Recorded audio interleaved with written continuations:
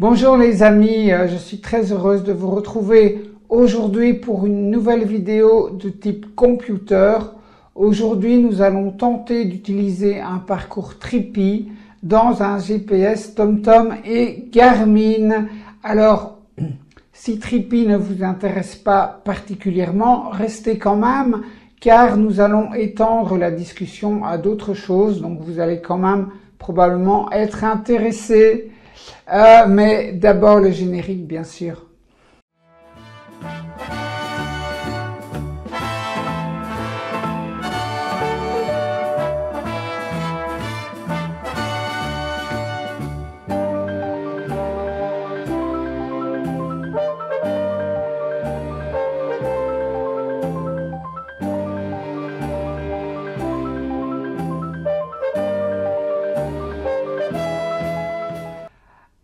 Alors, quel est le sommaire de cette vidéo? Eh bien, on va d'abord parler des prérequis, parce que dans cette vidéo, on va parler de points de passage, de points d'intérêt, de traces, d'itinéraires, donc il y a des prérequis à connaître. On va voir dans mes précédentes vidéos où vous pouvez trouver ces prérequis. Ensuite, on va parler de Trippy et de sa philosophie à l'époque pour concevoir et développer son GPS. On va enfin convertir un parcours Trippy, donc un fichier .trd en fichier .gpx pouvant être chargé dans un TomTom ou dans un Garmin. Après cela, on va voir les différents scénarios possibles. Qu'est-ce qu'on peut faire finalement avec ce GPX? Qu'est-ce qu'il contient et quelles sont les possibilités qui nous sont offertes? On va parler également après de comment, en fait, si deux amis, il y en a un qui a le parcours Trippy et un autre le parcours TomTom, on va voir si ces deux amis qui font une balade ensemble, vont effectivement suivre les mêmes routes, et c'est un problème récurrent chez les GPS et chez les motards. Et puis pour terminer, nous ferons une comparaison brève mais succincte des différents GPS qu'il existe sur le marché, donc Trippy, TomTom, Garmin, et maintenant il y a toutes les apps pour smartphone. Mes vidéos précédentes, j'ai d'abord fait une vidéo qui compare TomTom et Garmin, donc au point de vue plus hardware, au point de vue vraiment de l'appareil, du fonctionnement des deux appareils. Cette première vidéo, en fait, m'a donné l'idée, la réflexion que je devais approfondir les concepts et rentrer vraiment dans les applications informatiques. Et donc, j'ai fait une deuxième vidéo qui s'appelle Basecamp, convertir une trace en itinéraire. Cette vidéo, c'est la plus importante, c'est celle qui explique justement les itinéraires, les traces, les points de passage, les points d'intérêt. Donc c'est cette vidéo que vous devez absolument regarder avant de visionner celle-ci. En troisième position, j'ai fait une vidéo sur comment j'utilise mes deux GPS, mon Garmin et mon TomTom, parce qu'on me posait beaucoup la question de savoir mais pourquoi est-ce que tu as deux GPS sur ta moto? Donc la réponse est dans cette vidéo, et en plus j'explique là comment convertir un itinéraire en trace, donc faire l'inverse de la vidéo précédente. Donc c'est intéressant aussi. Et enfin, en dernière position, j'ai expliqué comment je gère mes points d'intérêt dans Basecamp et comment est-ce que je fais le transfert soit dans Garmin, soit dans TomTom. Donc la vidéo, je vous rappelle, la vidéo prérequis pour cette vidéo-ci, c'est Basecamp, convertir une trace en itinéraire. Trippy et sa philosophie. Alors, Trippy, c'est une marque qui a été fondée en 2002 et le premier GPS est sorti en 2003.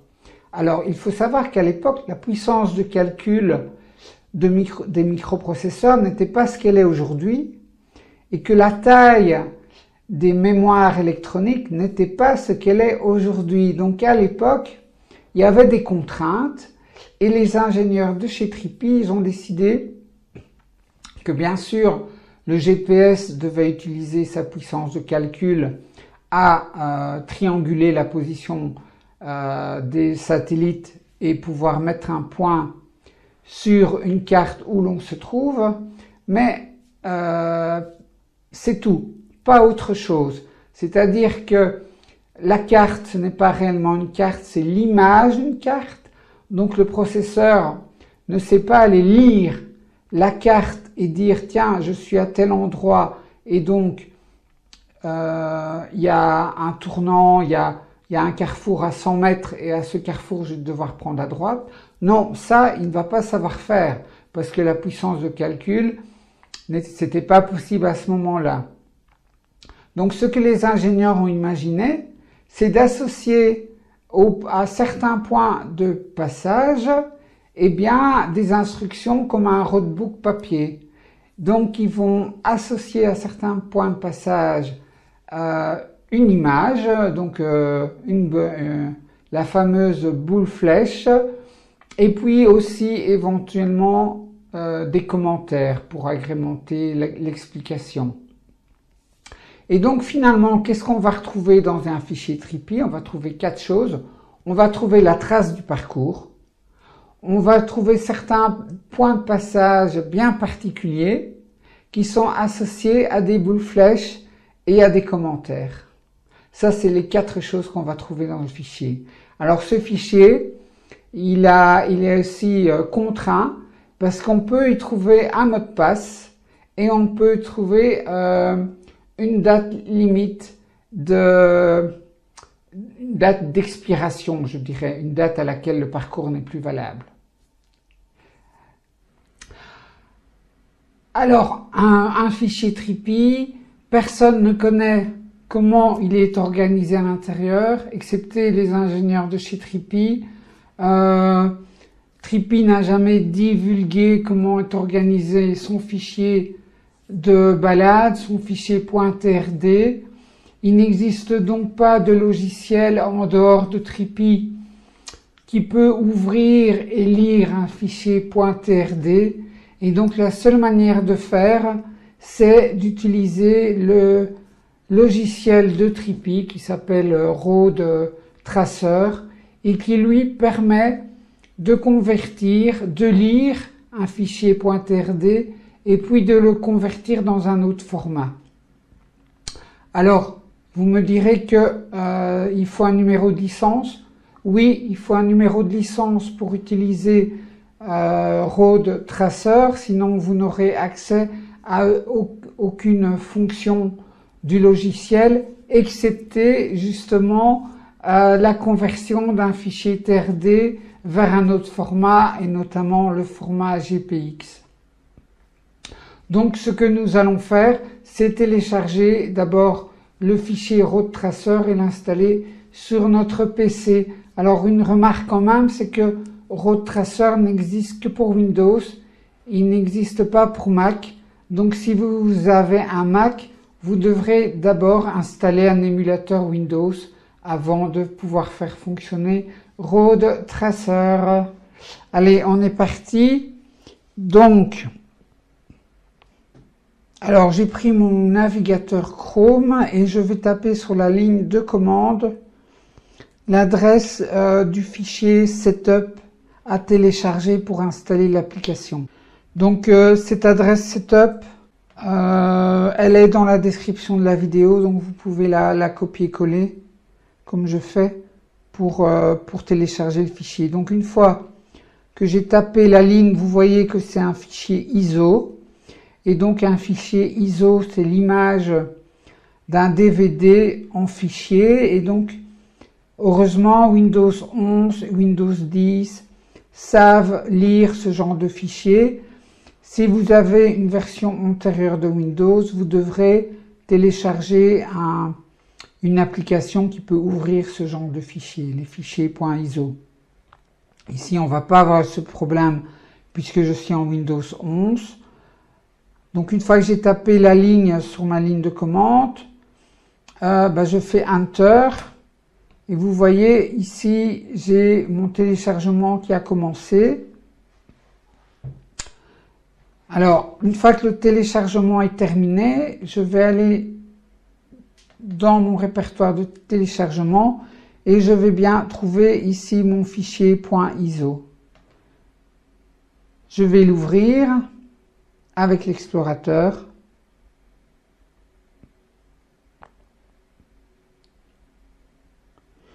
Voilà, il me demande une confirmation, je mets oui. Et alors, à l'intérieur de ce fichier ISO, vous voyez, j'ai l'autorun à exécuter pour installer le logiciel Road Tracer. Donc, ce que je vais faire, c'est que pour que ça fonctionne, je vais copier le contenu du fichier ISO. Donc, je fais un CTRL A pour tout sélectionner, un CTRL C pour tout copier. Et puis, je vais ici, dans mon répertoire, créer un répertoire d'installation. Je l'ouvre et je fais un CTRL V pour tout charger le contenu du fichier ISO. Maintenant, ce que je peux faire, c'est exécuter l'autorun. Et là, je vais choisir d'installer l'application Road Tracer. Hop. Je confirme. J'accepte les termes du contrat. Je laisse par défaut le répertoire d'installation. Je crée une icône. Et j'installe. Voilà.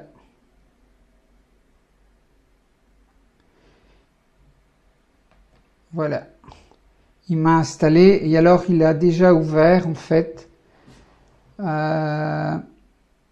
l'application Road Tracer et il me demande ici pour donner le numéro de licence. Donc là je vais mettre non. Je vais quitter l'application un instant. Je vais quitter l'application d'installation. Vous voyez, j'ai une icône Road Tracer.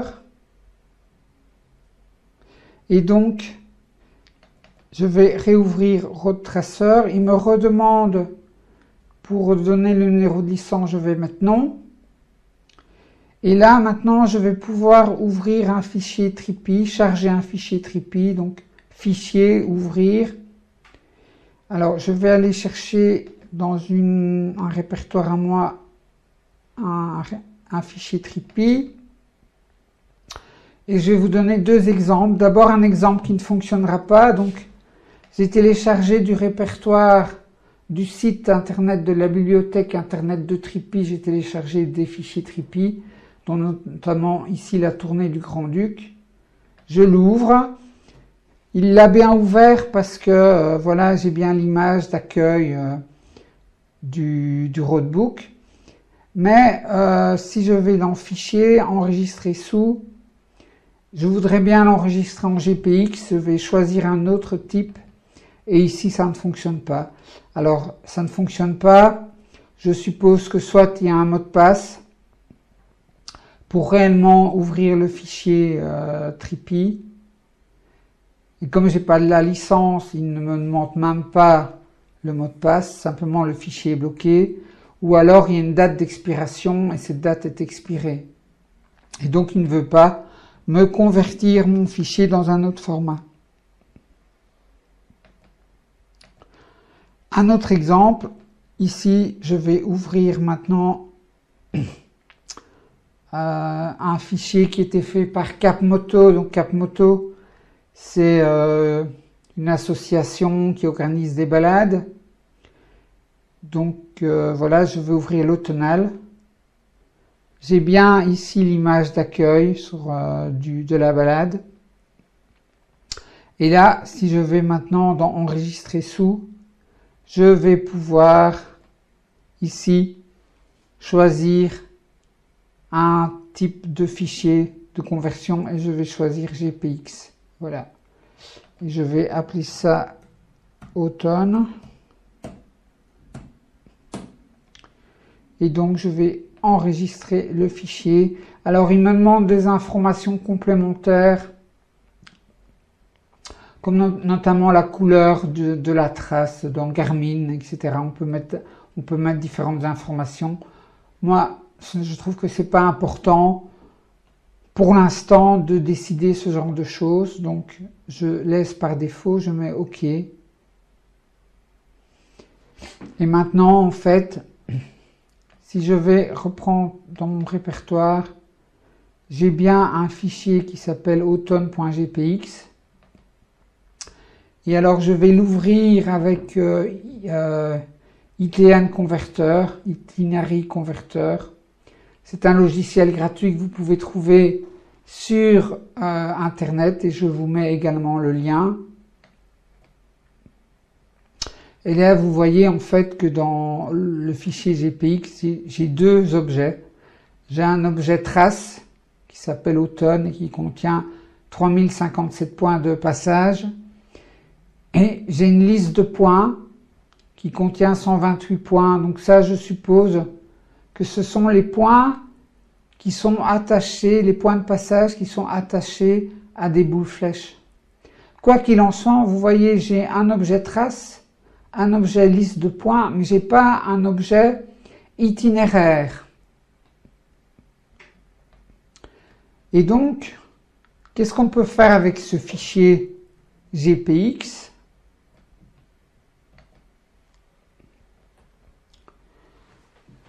Alors, j'ai repris un schéma qui va nous donner les différents scénarios possibles. Donc, je vous rappelle ce qu'on a fait. On a pris un fichier trippy.trd. Je vous rappelle que ce fichier trippy, il contient des boules flèches. Il peut contenir des textes. Il va contenir une liste de points de passage associés aux boules flèches et au texte. Et il va contenir la trace. Une fois que on convertit avec RoadTracer, si on peut le faire, parce qu'il peut avoir une limitation par mot de passe ou par date d'expiration, on va obtenir un fichier .gpx qui contient deux objets, une trace et une liste de points. Ça, c'est ce qu'on vient de faire maintenant. Donc, la première chose qu'on peut faire, que je pensais qu'on pouvait faire, j'ai essayé, ça ne fonctionne pas, c'est charger le GPX dans le logiciel MyDrive de TomTom, le convertir en itinéraire automatiquement, le retravailler les points de passage de l'itinéraire, et puis une fois que l'itinéraire est terminé, c'est le TomTom va via le Wi-Fi de chez vous se connecter sur le serveur TomTom et aller rechercher votre itinéraire et lire l'itinéraire. Mais ça ne fonctionne pas en fait parce que maintenant MyDrive ne lit pas les objets traces. MyDrive ne lit plus que les objets itinéraires. Donc ça ne fonctionne plus. Je pense qu'il y a 2 ou 3 ans ça fonctionnait, mais TomTom a changé sa ligne de conduite. Et TomTom ne gère plus du tout les traces, ne les convertit plus. Donc, ce scénario n'est plus possible. Deuxième possibilité, c'est de charger le logiciel, le GPX dans le logiciel Basecamp de Garmin. Et là, en fait, on peut le convertir en itinéraire. La conversion d'une trace en itinéraire, je vous l'ai dit, c'est dans la vidéo Basecamp, convertir une trace en itinéraire. Donc vous regarderez dans cette vidéo comment j'ai fait.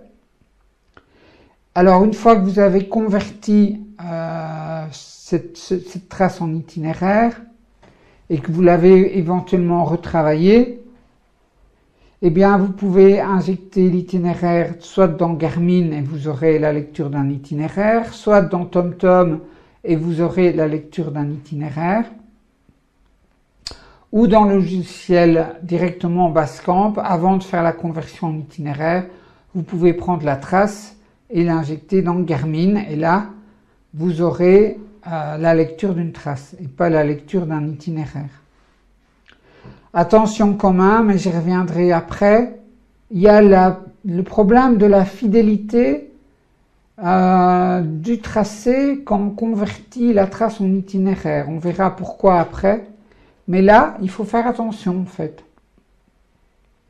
Un autre scénario possible, c'est de prendre le fichier GPX et de le mettre directement dans la mémoire du TomTom. Et dans ce cas-là, quand le TomTom va charger le GPX, il va le convertir en itinéraire. Attention, encore une fois, il y aura dans cette conversion le problème de savoir si la conversion respecte le tracé initial. Une fois qu'il aura fait ça, il pourra lire l'itinéraire. Et en fait, un dernier scénario possible, c'est de télécharger le fichier GPX dans votre smartphone. Et là, avec un logiciel, comme par exemple GPX Viewer, vous pourrez lire la trace. Alors, pour vous expliquer la problématique de convertir une trace en itinéraire, c'est que il faut après que le motard qui est l'itinéraire, il parcourt exactement les mêmes routes que le motard qui a la trace. Donc dans cet exemple, j'ai deux amis. Le premier ami, il a un GPS Trippy et donc il va suivre une trace. Et donc on le voit, il suit la trace en noir. Et donc on voit que sur la trace en noir, il y a un point de passage tous les 10 mètres. Donc le motard Trippy, il suit sa trace. Maintenant, il y a un deuxième motard qui est le motard TomTom qui a donc le GPS TomTom. Et ce motard, en fait, il a pris le roadbook Trippy et il l'a converti en itinéraire, comme on vient de faire. Et lui, donc, comme il a un itinéraire, il a beaucoup moins de points de passage, donc il en a deux. Il en a un ici, le point A, et puis plus loin, là, le point B. Le problème, c'est que quand ici, il arrive au carrefour, qu'est-ce que va décider le GPS? Qu'est-ce que le GPS va décider d'aller tout droit et suivre le Trippy? Est-ce que le GPS va décider d'aller sur l'autoroute ou bien est-ce que le GPS va décider d'aller par la montagne? Eh bien, ça va dépendre de la configuration du GPS TomTom. Si vous avez mis aller au plus court, eh ben, il prendra la ligne droite et il va suivre le motard Trippy.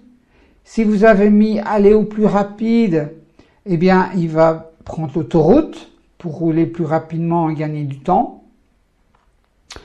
Et si vous avez paramétré en route sinueuse, eh bien, il va probablement passer par les montagnes pour avoir les zigzags.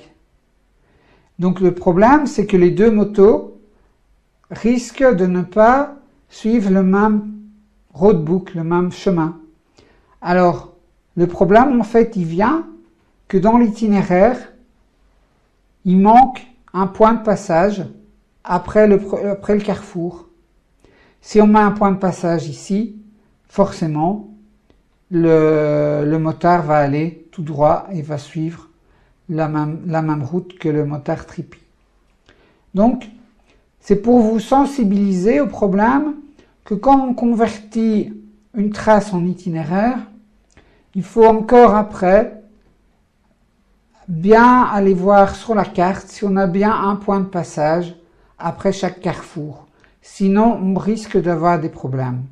Et c'est comme ça que une des conversations qu'on entend le plus dans les balades entre motards, c'est pendant la pause, c'est un motard qui dit à un autre, mais enfin, au grand carrefour, je comprends pas. Toi, tu étais à gauche et mon GPS me disait d'aller à droite. Eh ben, c'est simplement à cause de ça. C'est parce que soit un avait la trace et l'autre avait un mauvais itinéraire avec des mauvais points de passage, ou bien ils avaient tous les deux un itinéraire, mais avec des paramètres différents dans le GPS. Et donc c'est ça que, en fait, dans les itinéraires, vous pouvez passer par des endroits différents. Ça, il faut bien le savoir, quand on crée un itinéraire, il faut vraiment mettre un point de passage après chaque carrefour, après chaque rond-point, après chaque croisement, pour vraiment forcer les routes et forcer le GPS TomTom à ne pas décider lui-même quelle est la meilleure route possible. Alors nous arrivons à la comparaison de TomTom, Garmin, Tripi et les apps sur smartphone. Alors si vous êtes motard et que vous ne faites que de la route, que vous ne quittez pas le bitume, le meilleur GPS est et reste le TomTom 550. Pourquoi? Parce que via Bluetooth, il va se connecter à l'application TomTom sur votre smartphone, il va aller chercher les radars, il va aller chercher les radars mobiles, il va aller chercher les embouteillages et par rapport à toutes ces informations, il va vous proposer même des itinéraires alternatifs pour vous faire gagner du temps. Donc pour moi, c'est le meilleur GPS moto pour l'instant. Comme il gère des itinéraires, si vous devez traverser une ville, mettez un point à l'entrée de la ville, mettez un point à la sortie de la ville, mais surtout ne mettez pas de point de passage à l'intérieur de la ville, parce que lui, il connaît les travaux, les déviations, les embouteillages, les sens uniques qui viennent d'être installés, et donc il va vous faire traverser la ville, mais de la manière la plus confortable qu'il soit. Si vous décidez au moment où vous tracez votre itinéraire à mettre les points dans la ville, vous ne connaissez pas les problèmes qu'il y aura à ce moment-là quand vous serez dans la ville. Le GPS, lui, connaît les problèmes et donc il va vous rendre la route la plus confortable possible. Également avec ce que vous avez décidé, soit rouler au plus rapide ou rouler au plus court. Donc en fonction de ça, il va vraiment décider à l'instant présent où vous êtes dans la ville du parcours le meilleur à suivre. Donc pour toutes ces raisons, le GPS TomTom c'est le meilleur. Alors si vous faites aussi bien de la route que vous faites des pistes ou bien des chemins, Garmin est un bon compromis parce que Garmin peut lire aussi bien des itinéraires pour les routes que des traces pour la piste. Attention cependant qu'il y a une limitation, les GPS Garmin pour les itinéraires sont limités à 30 ou 50 points de passage. Ainsi, je connais des motards qui se sont fait avoir entre guillemets, ils ont acheté un GPS Garmin cher et vilain parce que c'était le GPS associé au pack confort de la moto par exemple, donc ils ont, ou bien au pack voyage, ils ont acheté le GPS Garmin et puis ils ne savent pas l'utiliser parce que tous les amis, toutes les balades, etc., qu'ils essayent d'installer en tant qu'itinéraire dans leur GPS contient plus de 30 points. Et donc finalement, ils n'utilisent pas leur GPS associé à la moto qu'ils ont souvent acheté cher et vilain parce que c'était le GPS de la moto. Alors Tripi finalement, moi je ne vois plus d'utilisation. Tripi contient une trace. Tripi ne sait pas lire la carte. Donc je ne vois pas encore d'intérêt à utiliser Tripi. Sinon que pour les rallyes, on me dit que lire des boules flèches, c'est plus rapide, c'est plus confortable que de lire la carte et de regarder s'il faut aller à gauche, à droite.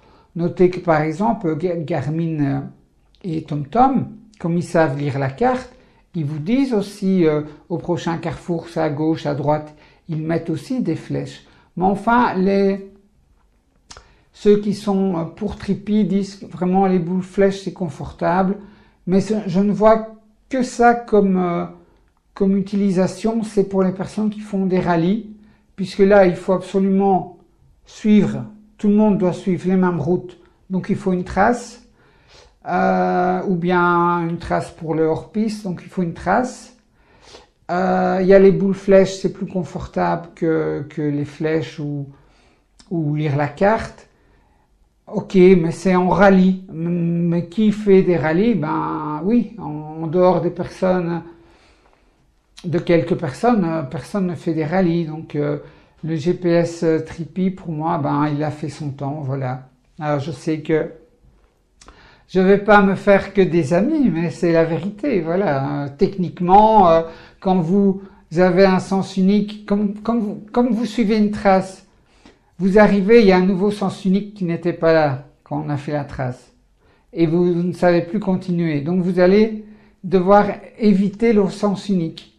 Eh bien, vous allez devoir naviguer à la boussole parce que le GPS n'est pas assez intelligent pour lire la carte et vous dire, eh bien, pour la déviation, c'est tourner 2 fois à gauche et puis à droite et on rejoint la route. Le GPS Trippy ne va pas savoir faire ça. Il n'est pas assez intelligent. Il n'a pas de carte dans la mémoire, il a juste l'image de la carte. Donc, il va vous faire naviguer avec une boussole en vous disant par rapport à la trace, nous sommes plus à gauche ou plus à droite, il faut aller par la gauche ou par la droite pour essayer de retrouver la trace. Voilà. Enfin, toutes les apps maintenant qu'on trouve sur les smartphones, moi je suis opposé à ça. Si vous utilisez votre smartphone comme GPS, si vous avez un scooter et que vous faites que de la ville, oui, bien sûr, utilisez votre GPS pour vous guider, votre smartphone pour vous guider. Mais si vous êtes amateur de longs voyages, vous allez, après un jour ou 2 de voyage, casser votre GPS, votre smartphone, parce que soit il va surchauffer, à tout le temps recalculer sa position, c'est un calcul mathématique, et il va surchauffer, il n'est pas fait pour faire que du calcul, ou bien il va casser avec les vibrations du guidon, ou bien il va casser parce qu'il va être dans les intempéries. Si vous le mettez dans une housse pour le protéger des intempéries, il va peut-être surchauffer. Bref, pour moi, un smartphone n'est pas fait pour vous guider, sauf usage occasionnel dans la ville, à pied, etc. Ça, oui, évidemment. Mais pour les voyages en moto, je vous assure que quand je suis parti au Portugal, je pense que si j'avais pris un smartphone, il n'aurait pas tenu 2 jours. Ben voilà, c'est terminé pour aujourd'hui. J'espère que cette vidéo a été intéressante. On se retrouve très bientôt pour de nouvelles aventures et en attendant, je vous dis, je vous estime, je vous embrasse très fort. Soyez bien prudents sur la route et puis surtout, si vous n'êtes pas encore abonné à ma chaîne, abonnez-vous. Salut, au revoir, à bientôt. Ciao.